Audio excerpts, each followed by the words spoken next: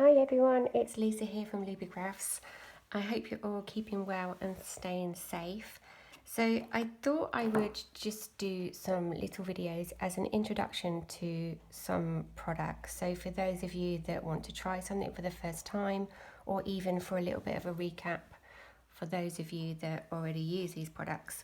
So I'm going to start off this first video with distress inks. So I think they're quite possibly my favourite product. So it's a good starting point. They are so versatile. So these are the original distress inks. I know there's now the oxides as well, but we're just going to concentrate on the original distress inks today. And they are a dye-based translucent ink, whereas the oxides are more opaque, but I can talk about a comparison in weeks to come. So first of all, I'm just going to start off with a single colour blend. So with distress inks, there's lots of different tools now that you can use with them to do ink blended backgrounds. So I've still got the original square tools.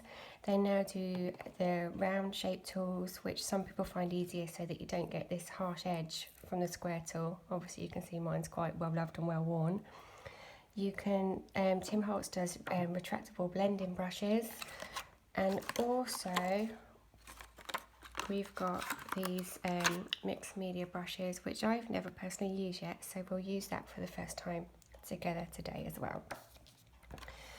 So to start with, just one of the simplest ways of using distress inks is to age paper. So if you always work on a non-stick craft sheet or a glass mat, and then to ink up your tool, you literally just press it down into the distress inks. So when you press onto a distress ink pad, the colour lifts up. So that's how the ink comes up. So a lot of people, you don't have to store distress inks upside down to keep them fresh. It's the pressing that then releases the ink. So a simple way of just using them is to age paper. So you literally just ink up the tool. If you start on your craft mat and then go in to your project, round in circular motions, so you can see that I'm just inking up. It's a very subtle finish, inking up the edge of the paper just to give it an aged look. So if I just do half of this one, so again, just ink up your tool every now and again. You can always add more if you want a better coverage, so I'd start gently to start with. So you can see there we've just got an outside edge to our piece of paper, which kind of then draws your eye into the project. So I would say that I probably don't ever make a card without distress inks, or certainly most of the time. So any colour paper, if I had a pink paper, then you could go around the edge, again in the brown if you want it to be aged, or you could use a pink colour distress ink. So that's just quite a nice basic way of using them. And then for a single ink colour blend, I have got a stamped image that we will age. So one of the things with distress inks is the cardstock that you're using. So my preferred choice of cardstock is coconut white cardstock by Creative Expressions. That works really well with distress inks. Also, Tim Holtz does a mixed media heavy stock, which obviously was designed to work with distress inks, and watercolour card works really well as well. I'm about to practice, not practice what I preach, because this is actually a very smooth card, because I've coloured it with alcohol markers. So when you're using the more chalky coloured cardstocks, you're able to blend the colour out better. With this slightly smoother one, I wouldn't go in too heavy and just start off very lightly so that you don't get harsh lines that you then can't blend out.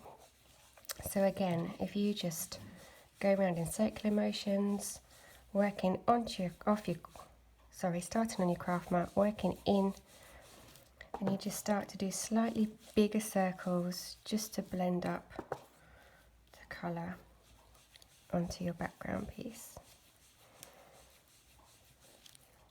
So obviously this is quite a good stamped image to start with because it's a vintage postcard, so it looks perfect, all nice and distressed. So I'm using Vintage Photo, which I think is one of my most used colours. It's more of a sepia brown. I have lately started using a lot of walnut stain, which is a bit of a darker, more truer brown, I guess, rather than the sepia. They're both nice for edging the outside. So again, I want to go heavier on the outside of this so as not to detract from my stamped image. So I'm just going to go lighter on the middle. So one thing to remember, again, not practicing what I preach, is distress inks are reactive with water. So which means you can do lots of really cool techniques with them. It also means they react to any moisture in your fingertips. So you might want to just use a kitchen towel or something just to hold down your project. It's worse in the summer. The moisture in your fingerprints will just take colour away, so you'll end up with little fingerprints, or you can end up with fingerprints on your project. So to alleviate that, you can just use the kitchen roll just to hold your project down. So there we go, that's just quite a nice, easy, simple one colour blend. Now I'd obviously already stamped the image first. I found it in my craft room. You don't need to stamp first, so you could have done the ink blended background first and then stamped on top. The only I've stamped with a waterproof ink here, so it doesn't smudge it or anything. The only thing you would need to remember if you're stamping first is that it's definitely dry. You don't then want to smudge your work that you've just done. So if you were using a slower, drier ink pad, you'd need to just make sure that it was dry. So there's no real right or wrong. I'd probably normally choose to ink first and then stamp on top. But it depends sometimes on the technique that you're doing. And again, I'll share some of them, or maybe do a few distress ink videos because I love them. So there's one particular blend. Now you can go in further. I don't have my distress tool to hand, or I think a piece of scissors, pair of scissors. So you can distress it, the edges, with a distressing tool or a scissors, which then would scuff up the edges. So I'm trying to do the best I can with a nail, my nail. You then can just go in and flick just a little bit more colour just on that very outside edge. So that's just another little extra. Sorry, I should have had my distress tool to hand. So that's just using the Vintage Photo just to age an image. So then it'll end up nice and messy, which is the best fun about crafting. I'm just going to use Flynn's muslin.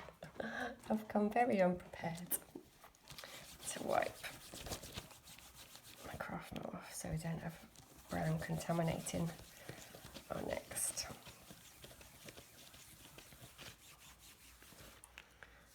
So then if I do a different colour, I blend using different colours. So again, the same technique.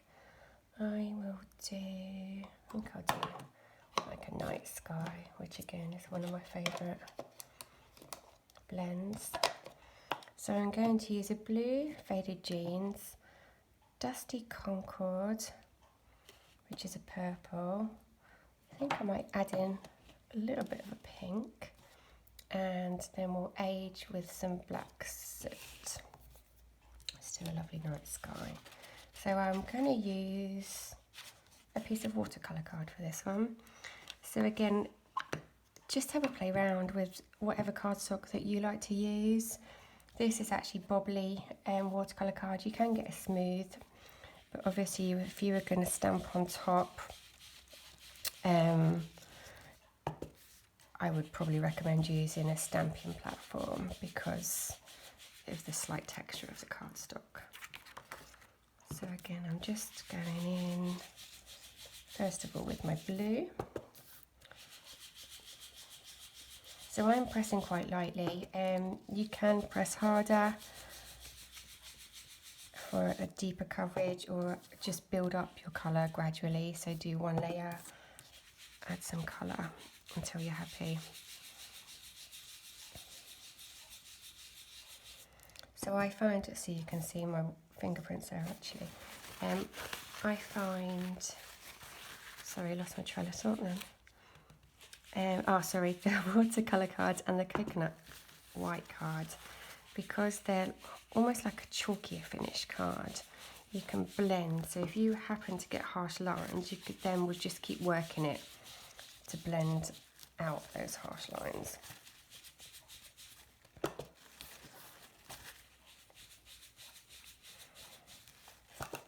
You will learn as you play. This, I don't know if it's all watercolour card, but this particular blend, it's almost like the ink sits on top of it. So even sometimes with the kitchen roll, you can remove it because it's not quite dry. But you do end up with a really funky piece of kitchen roll once you're finished. So that was my blue. I'm then going to go in with my purple.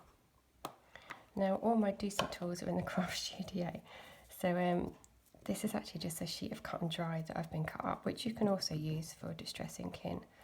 You don't get quite the control with the handle, but I don't have another piece of foam, which actually I should talk about as well. So the distress ink tools come with a Velcro base, and in most of them you get a couple of foam sheets with them as well. So the foam just clings onto the piece of Velcro. So I would use a different colour foam for colour families, so you don't necessarily need a piece for every single colour that you own, but I'd say to have one tool or one foam for browns and one for blues, to avoid kind of cross-contamination and just a bit of it looking a bit mucky. So they just peel on and off. Obviously you can have more than one tool if you'd like a tool for each colour family, but to start with you only need the one tool, and then you can just replace the foam.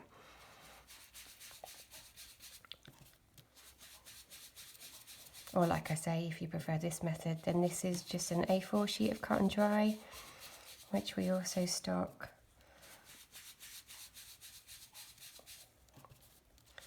Works in exactly the same way, you just hold and work in circular motions. Try not to cover up so you can see what I'm doing.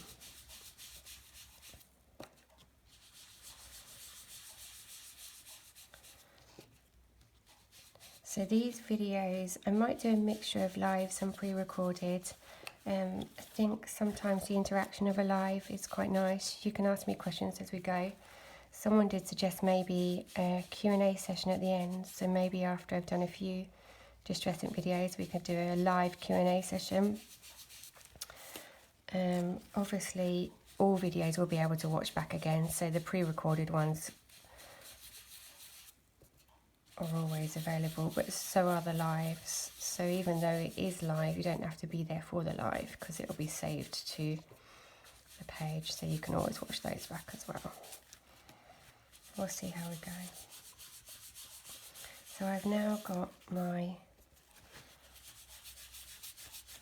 purple and blue on there. So again, you can just play around with your blend. This is quite a mixed blend. You could do more of an ombre effect, so you could have done the purple into the blue into another colour. This, or you can do blends in sections. This, I'm just kind of mixing the colours all over to do my night sky. And then or maybe not so night sky, if I'm going to add a bit of pink in. Do you get pink in a borealis or is it? Oh, actually, Northern Lights kind of sky. Does it have a little bit of turquoise? It probably has a bit of every colour in, doesn't it? I'm going to add a bit of peacock feathers in actually, which is like a can't even describe that. A peacock colour. I was going to say it's tealy, but it's not quite tealy.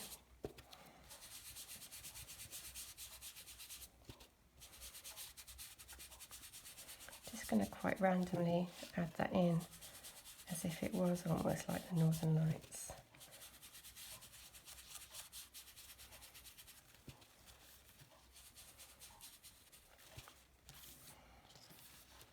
Just into sections.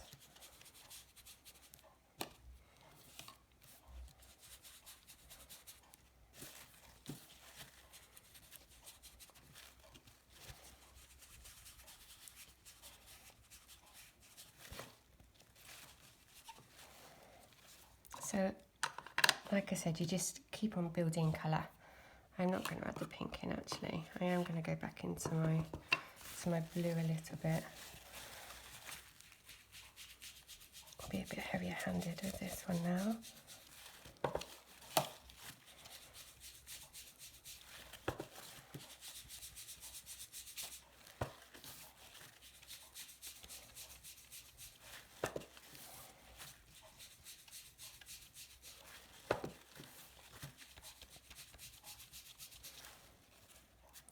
A bit more purple. I love using distress inks. I could just sit and make distress ink backgrounds for ages, which is one nice thing. You could just have an inky day and make loads of backgrounds and then sit afterwards and make them into cards. So if you see there, where I said obviously start from the outside, if you didn't and you kind of went in here and you've got that harsh line, just keep working it. So again, that's where your cardstock comes into play. If I'd have done that onto the card that I just made with the brown, I wouldn't have been able to blend that out. And then I could go darker. Kind of lost a bit of my peacock feathers there, but never mind, you can kind of see the multicolours. I'm now going to go in with some black and make it a bit more night skyy. So, do a black tool. So this is definitely a less is more and build up your colour, because you don't want to completely obliterate everything in black. So I haven't even inked up my tool to start with because I don't know how much ink's on there. So I'm going to ink it up lightly. And just very gently go over my existing colours.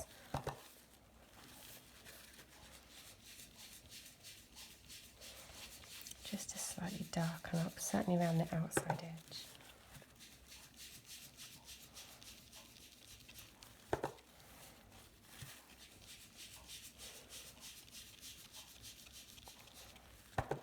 Again, I think always going round in quite a dark colour around the edge almost draws your eye into the project as well.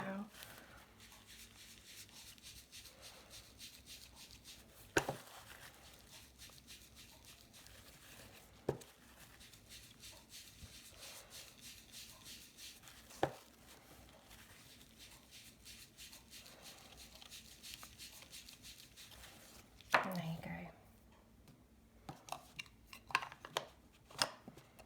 So that's quite a nice blend. So that looked nice with little silhouette, well anything, little silhouette stamps, little fairies. This was one that I did, and obviously I've done that a lot darker. So I've built up my colour a lot more. But again, probably similar colours. I maybe added some chip sapphire, which is a bit more of a navy blue before the black. And I've also done some faux bleaching on here, which I will show you another week because I haven't got a spray bottle to hand. So there's one blend.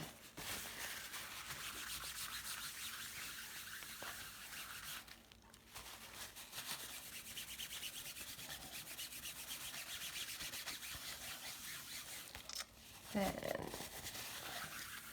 obviously you can do that with all kinds of colour combos. So I would tend to probably stick to almost like a cool blend or a warm blend. So again, just have a play about with, it depends what you want to do. You might like nice bright colours or more cool colours. So there's actually, there were 60. I think there's now 63 colours of Distress Inks. They brought another 3 out last year. I'm sure there were 60 before that. So another technique is a drag and drop technique, for which I do need water. Just 1 second.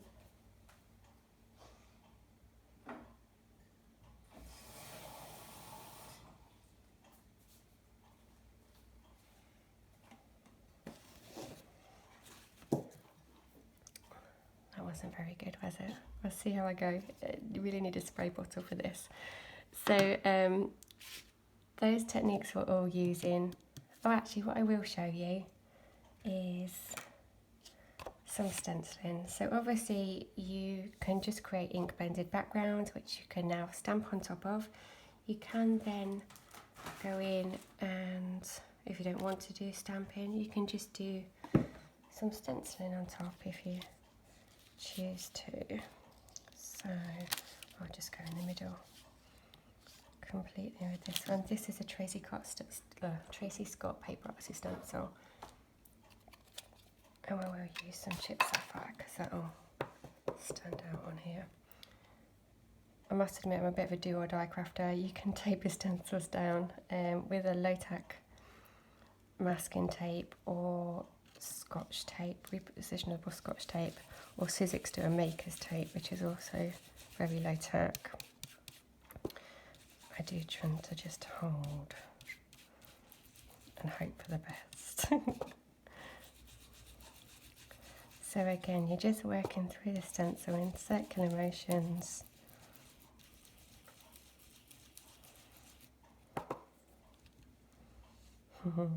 This is why you should maybe tape.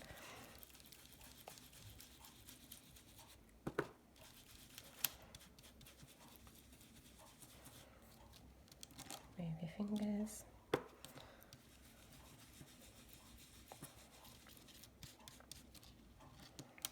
There we go. So you've got quite a nice, I've obviously missed the middle there, but you get the idea.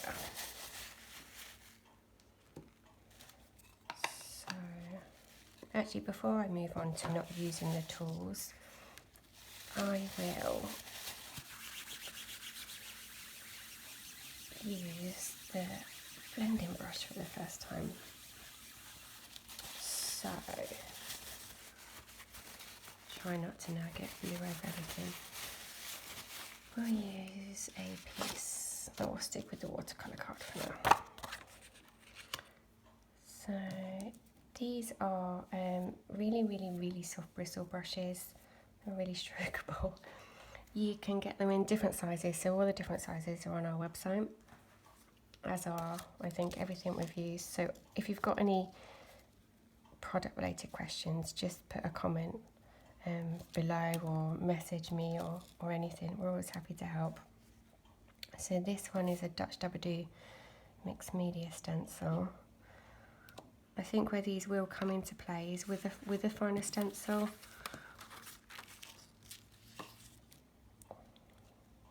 Let me just hold that on there. So this time I'm not going on top of a blended background. I'm just gonna go in and stencil straight onto the white card, just to show you. So these, I think I'll give a softer blend, but we'll see.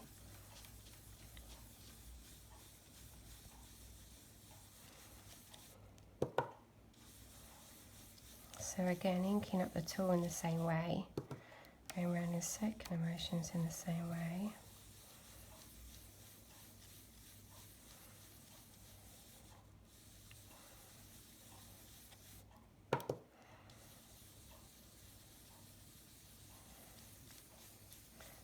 one advantage to the weather being so miserable at the minute. It's a good excuse to stay inside and craft during lockdown.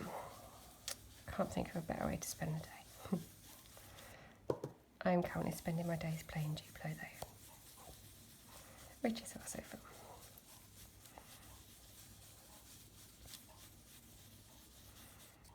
We've built some very big towers.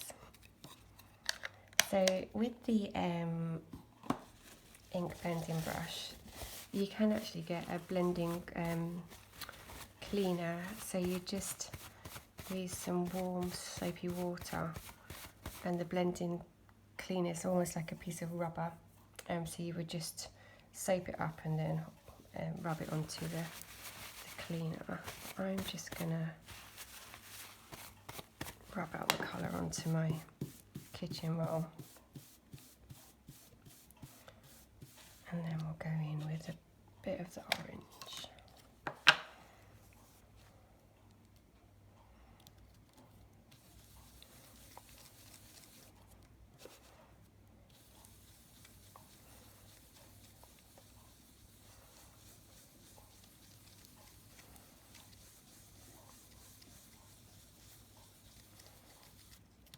And then that's a little bit of pink, just to show you using the tools on the different colours.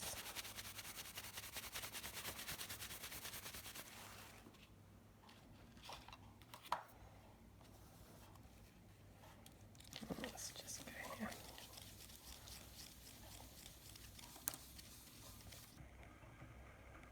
And maybe bring in a little bit of pink over on here as well.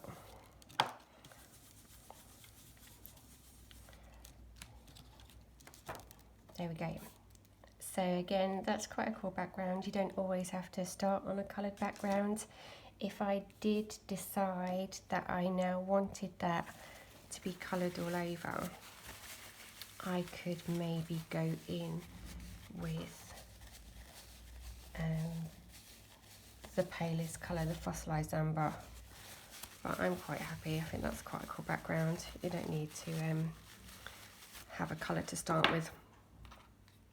So the other technique that I'm just going to quickly show you, just for doing some quite cool backgrounds, I'll just do a one colour blend because it's best with a spray bottle. Like I said, I don't have to hand. So it could go horribly wrong. You smush the ink pad direct onto your craft sheet. You then would spray it with a water bottle. I'm going to just drip water on it and hope for the best. So obviously you'd get a finer mist if you were using a spray bottle. I'd say the joys of alive, and it's not even alive. Then I'll use, for no particular reason, I'll go with the coconut white for this one. So you just press your cardstock into the watery ink and kind of just wiggle it to smush. And then pick it up. So that, complete with cat hair, is just quite a quick and easy way of adding colour to a background, so do quite a cool watercolour effect. So I would usually dry that now with a heat gun, and then you could go in and add more colour. Don't have a heat gun to hand, so we're just going to go in and add more colour. So again, just push it in, smush it out. Obviously if you'd have sprayed this, you wouldn't have quite as much water on there, although you get a softer look with the more water that you add. Then just pick it up. So obviously you could, if you have got a little water, you can let the water just run. So that again is just quite a quick and easy way of picking up colour to create a background. So we could now dry that off, stencil through it. as I say, always do dry in between your layers. Don't do as I'm doing.